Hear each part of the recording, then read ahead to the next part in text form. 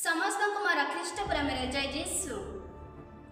एब्रीमानक निकट को पत्र अध्याय 13 पद संख्या 5 रे एहीपरि लेखा अछि, आचार व्यवहार रे धन लाभ शून्य हुआ। तुम्भमानकर जहाँ किछि अछि सेतिरे संतुष्ट थाओ, कारण से निजे कहि अछंती आम्भे तुमको केभे छाड़िबा नाही, आम्भे तुमको केभे परित्याग करिबा नाही। समस्त जय जीशु।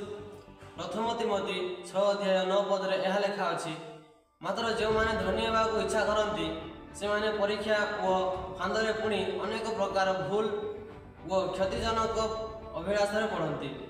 एही सब मनुष्य को ध्वंस व विनाश रूप सागर रे बुड़ाई दिए। उपदेशक अध्याय 5 पद संख्या 10 रे एहीपरि लेखा अछि, जो लोक रूपा भल पाए से रूपारे तृप्त हेब नाही, किबा जो लोक प्रचुरता भल पाए से आय वृद्धि रे तृप्त हेब नाही। एहा ही असार। प्रथम तिमोथी 6 अध्याय 10 पद लेखा अछि, कारण धन लोभ समस्त मंदतार मूल।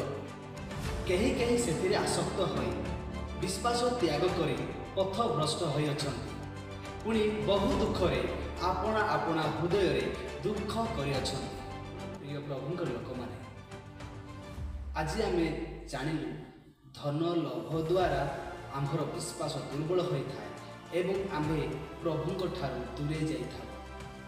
तेणु आसंतु आम्भे माने धन लोभ दूरे रहिबा, कारण जगत को लोभ द्वारा ही पाप आसीथि।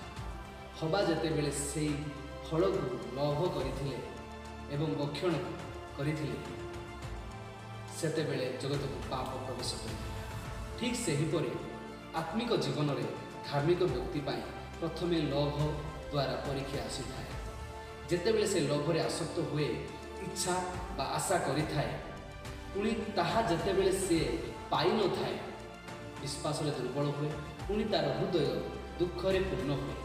आमानक जीवन रे मध्य आमे प्रार्थना तो करूछे, वाक्य तो शुणुछे, किंतु विश्वास रे जेते बेले आमे आशा करि थाउ न पाइले ताहा पूर्ण न हेले दुख रे पूर्ण होई थाउ। तेणु मोर प्रिय बापा माँ भाई माने आम्भे विश्वास रे दृढ़ रहिबा, लोभ ठारू दूरे रहिबा।